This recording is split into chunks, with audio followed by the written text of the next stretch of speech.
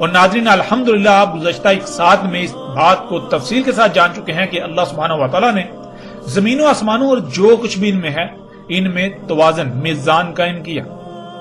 اس کائنات میں جب بھی کوئی کیمیائی عمل وقوع پذیر ہوتا ہے تو لامحالہ گیسیں ضرور خارج ہوتی ہیں، لیکن اللہ سبحانہ و تعالیٰ نے اس کائنات میں ایک ایسا میزان یعنی توازن قائم کر دیا کہ زمین میں جو بھی کیمیائی عوامل وقوع پذیر ہوتے ہیں ان سے خارج ہونے والی گیسیں یعنی جسے آپ فضلہ کہہ سکتے ہیں وہ دوسری مخلوقات کی خوراک بنا دی، اور پھر اتنی ہی گیسیں خارج ہوتی ہیں جو مخلوقات کی ضرورت ہوتی ہیں، نہ ہی کم اور نہ ہی زیادہ، یہاں تک کہ رائی برابر بھی کم یا زیادہ نہیں، جس سے اللہ کا قائم کردہ میزان برقرار رہتا ہے اور ہر مخلوق ہر لحاظ سے محفوظ اور سلامت رہتی ہے۔ جس زمین و آسمانوں میں وضع کردہ اللہ کا توازن میزان قائم رہتا ہے اس میں خسارہ نہیں ہوتا۔ اور ناظرین گزشتہ ایک ساتھ میں آپ یہ بات بھی تفصیل کے ساتھ جان چکے کہ اللہ سبحانہ و تعالیٰ نے فطرت میں چھیڑ چھاڑ کرنے، فطرت میں تبدیلیاں کرنے سے بہت ہی سختی کے ساتھ منع کیا، کیونکہ اگر ایسا کیا جائے گا تو اللہ سبحانہ و تعالیٰ کا قائم کردہ توازن، قائم کردہ میزان بگڑ جائے گا، جوں سب کچھ درہم برہم ہو جائے گا۔ اللہ سبحانہ و تعالیٰ نے کہا تھا کہ ان میں چھیڑ چھاڑ نہ کرنا، صرف اور صرف اللہ پر ہی توکل کرنا، یعنی اپنی ضروریات کو پورا کرنے کے لیے خود کو فطرت کا ہی محتاج بنانا، جو دائرے یعنی جو حدود لگا دی ان حدود سے تجاوز مت کرنا، ورنہ زمین و آسمانوں میں فساد ہو جائے گا۔ کیونکہ اگر تم خود سے فطرت میں چھیڑ چھاڑ کر کے اپنی ضروریات خلق کرنے کی کوشش کرو گے تو جان لو ہر عمل کا رد عمل ہوتا ہے۔ تمہارے اعمال سے خارج ہونے والی گیسوں کا تم کیا کرو گے؟ کیونکہ تم یہ بات جان چکے ہو کہ یہ سب کچھ گیسوں سے خلق کیا گیا، اور اگر ان میں چھیڑ چھاڑ کی گئی تو پھر طرح طرح کی گیسیں خارج ہوں گی۔ اور تم پر یہ بات بھی واضح ہو چکی ہے کہ ہر مخلوق کی ضروریات، ان کی مقدار اور ان کا معیار الگ الگ ہے۔ ایک شے اگر کسی مخلوق کی خوراک ہے تو وہی شے دوسری مخلوق کے لیے زہر قاتل۔ جب تم فطرت میں چھیڑ چھاڑ کرو گے، اس میں تبدیلیاں کرو گے، خود سے خلق کرو گے، تو پھر خارج ہونے والی گیسوں کا کیا کرو گے؟ کیا پھر توازن قائم رہے گا؟ ہرگز نہیں، پھر توازن قائم نہیں رہے گا۔ کیا پھر ان گیسوں سے سب کچھ درہم برہم نہیں ہو جائے گا؟ بالکل سب کچھ درہم برہم ہو جائے گا۔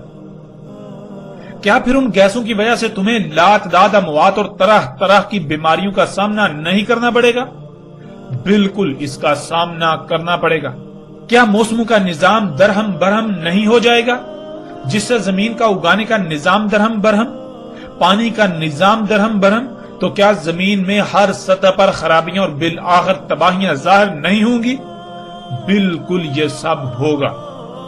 جب تم اللہ کے اس قول کے خلاف وہی سب کرو گے جس سے تمہیں منع کیا گیا تو پھر یہ آسمان یعنی یہ فضا جس میں تم سانس لیتے ہو یہ طرح طرح کی گیسوں سے بھر جائے گی، اور پھر یہ دخان تمہیں ڈانپ لیں گی، یعنی یہ گیسیں اس طرح فضا میں بھر جائیں گی جیسے رات کو ہر طرف اندھیرا ہی اندھیرا ہوتا ہے۔ اندھیرا تو نظر آتا ہے لیکن یہ گیسیں انسانی آنکھ سے نظر نہیں آتی سوائے چاند دیکھ کے، اس لیے فضا ہر طرف سے گیسوں سے بھر جائے گی، بالکل ایسے ہی جیسے اندھیرا چھا جاتا ہے لیکن تمہیں نظر نہیں آئیں گی۔ جب ایسا ہوگا تو یہ عذاب علیم بن جائے گا، یعنی تمہارے اپنے مفسد اعمال کے انتہائی نقصان دہ اور تباہ کن رد اعمال کا تمہیں سامنا کرنا پڑے گا ان دخان کی وجہ سے۔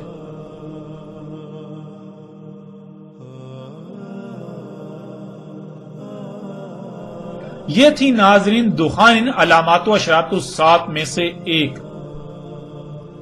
جب ناظرین آپ نے اس کائنات کی زمین و آسمانوں کی تخلیق کو سمجھ لیا، آپ کو یہ پتہ چل گیا کہ یہ سب کچھ گیسوں سے ہی خلق ہوا ہے، اور جب بھی اس کائنات میں زمین و آسمانوں میں کوئی بھی عمل ہوگا، کوئی بھی کیمیائی عمل ہوگا تو اس سے گیسیں خارج ہوں گی۔ ان گیسوں کو اللہ سبحانہ و تعالیٰ نے دخان کہا۔ جب آپ نے یہ بات سمجھ لی تو دخان جو کہ علامات و اشراط الساعۃ میں سے ایک ہے اور سب سے آخری علامات و اشراط میں سے ایک ہے، اسے سمجھنا آپ کے لیے بالکل آسان ہو جائے گا۔ اور اسی کا ناظرین اللہ سبحانہ و تعالیٰ نے قرآن کی سورۃ دخان میں بھی ذکر کیا۔ سورہ دخان میں بھی اللہ سبحانہ وتعالی نے زمین و آسمانوں کی تخلیق کو محور بنایا اور پھر زمین و آسمانوں کی تخلیق جو ان کی پیچیدگیاں ہیں ان کا ذکر کیا. یہ بات واضح کی کہ اللہ سبحانہ وتعالی نے زمین و آسمانوں کو کس طرح خلق کیا. اگر تم ان میں پنگے لوگے، ان میں چھیڑ چھاڑ کرو گے تو پھر نتیجہ کیا نکلے گا؟ اسی کا اللہ سبحانہ وتعالی نے سورہ دخان میں ذکر کیا. اس سے پہلے کہ ہم بات کریں باقاعدہ سورہ دخان کی آیات پر، ہم یہ بات جان لیں، ہم غور و فکر کریں کہ کیا آج یہ سب کچھ نہیں ہو چکا؟ کیا انسانوں نے فطرت کو رب بنانے کی بجائے، فطرت پر توکل کرنے کی بجائے، اپنی ضروریات کو پورا کرنے کے لیے فطرت پر انحصار کرنے کی بجائے، فطرت پر توکل کرنے کی بجائے خود سے سب کچھ خلق نہیں کیا؟ ناظرین ذرا اپنے ارد گرد نگاہ دوڑائیں، اپنے ہی گریبان میں جھانکیں اور دیکھیں کیا اپنی ضروریات کو پورا کرنے کے لیے آج فطرت پر انحصار کیا جا رہا ہے یا اس سے برعکس مصنوعی اشیاء پر؟ انسان خود سب کچھ خلق کر رہا ہے اللہ کے مقابلے پر، فطرت کے مقابلے پر. ذرا غور تو کریں، ذرا غور کریں. آپ اپنی سواری کی حاجت کو پورا کرنے کے لیے فطرت پر انحصار کرتے ہوئے گدھے، گھوڑے، خچر جو فطرت نے آپ کو سواری کی ضرورت کو پورا کرنے کے لیے عطا کیے، آپ کے لیے خلق کیے، ان پر توکل کر رہے ہیں، ان پر انحصار کر رہے ہیں، یا پھر مصنوعی ذرائع جو آپ نے خلق کیے ان پر انحصار کر رہے ہیں؟ حقیقت آپ کے سامنے ہے. اور جب یہ ذرائع خلق کیے جاتے ہیں تو پھر کیا طرح طرح کی گیسیں خارج نہیں ہوتی؟ پھر ناظرین غور کریں وہ گیسیں کہاں جاتی ہیں؟ کیا ان گیسوں سے یہ فضا، یہ پہلا آسمان جس میں آپ رہ رہے ہیں، سانس لے رہے ہیں، یہ ہر طرف سے نہیں بھر چکا؟ اس طرح ناظرین آپ جو کچھ بھی استعمال کرتے ہیں، آپ جن اشیاء سے اپنی ضروریات پوری کرتے ہیں، کیا آپ فطرت پر انحصار کر رہے ہیں یا پھر مصنوعی اشیاء پر؟ اور پھر وہ اشیاء کیسے خلق کی جاتی ہیں؟ جہاں جن کارخانوں میں وہ اشیاء خلق کی جاتی ہیں، ذرا غور کریں ان کارخانوں سے خارج ہونے والی گیسیں کہاں جاتی ہیں؟ کیا ان کارخانوں سے گیسیں خارج نہیں ہو رہی؟ اگر خارج ہو رہی ہیں تو وہ گیسیں خارج ہونے کے بعد کہاں جاتی ہیں؟ ذرا غور تو کریں. کیا ان گیسوں سے یہ فضا نہیں بھر چکی؟ آج حقیقت ہر لحاظ سے آپ کے سامنے ہے. پھر ان طوفان، ان طرح طرح کی گیسوں کی وجہ سے اس زمین پر آباد انسانوں سمیت تمام مخلوقات کو کن ہلاکتوں کا سامنا ہے، یہ بھی آج آپ سے چھپا ہوا نہیں رہا. اس سب کو بھی آپ اپنی آنکھوں سے دیکھ رہے ہیں.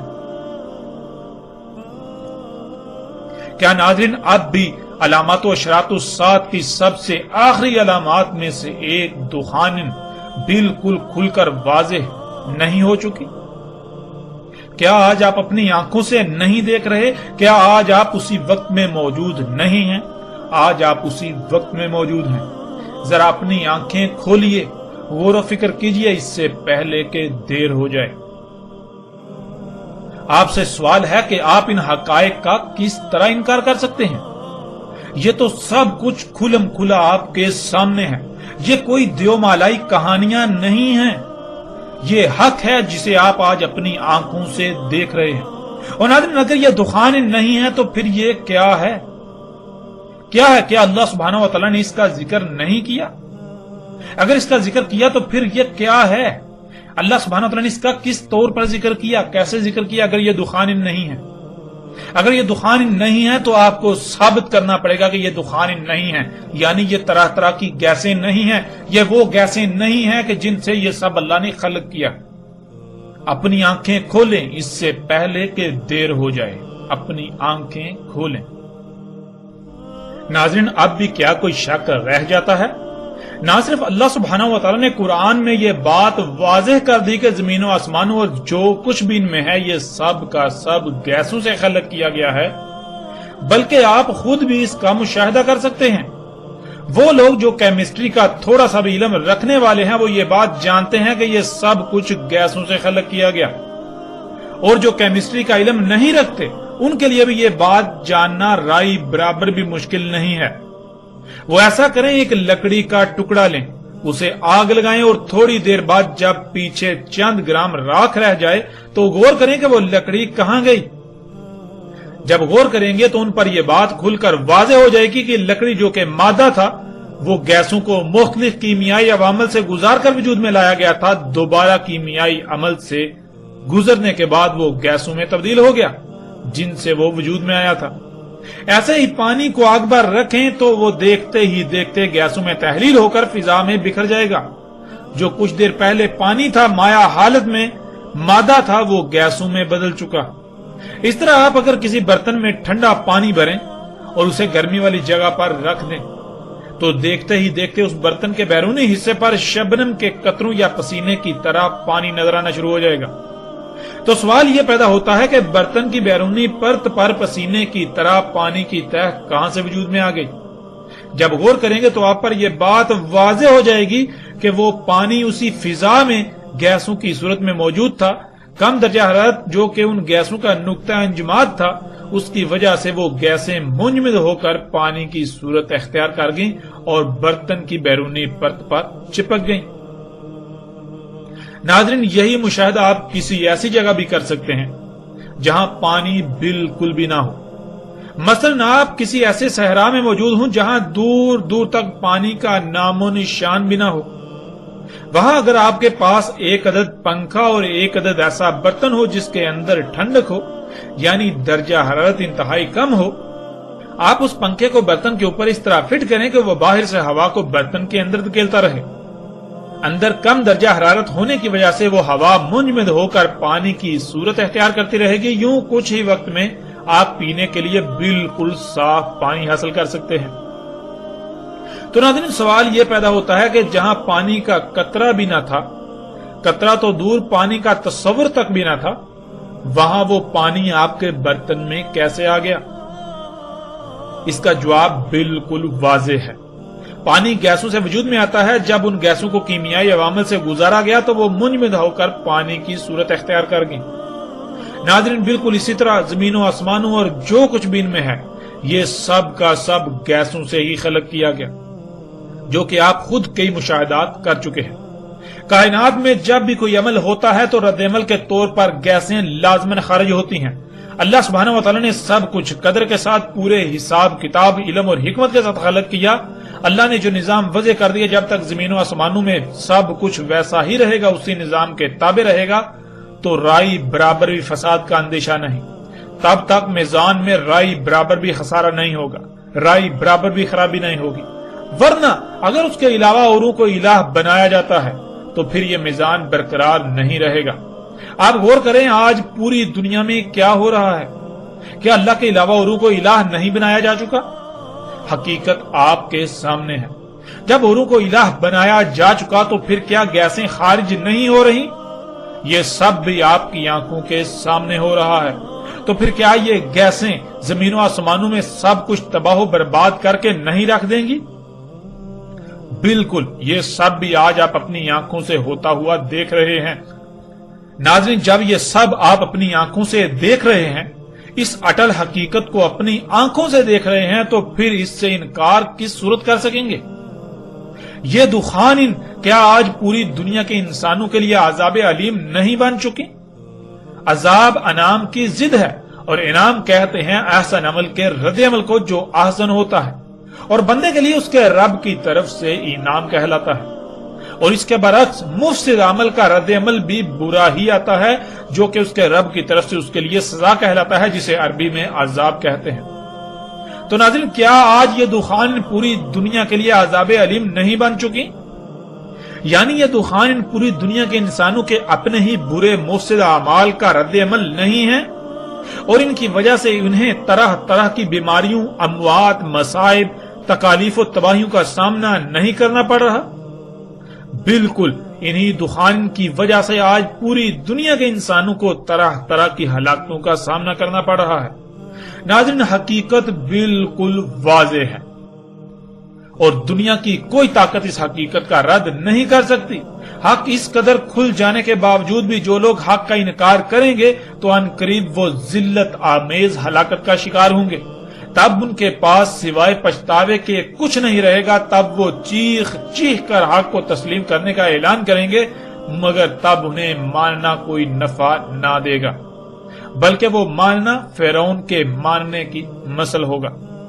ناظرین، اب آتے ہیں قرآن میں سورہ دخان کی طرف، اور سورہ دخان سے علامات و اشراط و سات کی آخری علامات و اشراط میں سے الدخان کو جان لیتے ہیں، اور اللہ سبحانہ و تعالیٰ نے قرآن میں اس بارے میں کیا رہنمائی اس کو بھی ہر لحاظ سے کھول کر آپ کے سامنے رکھتے ہیں۔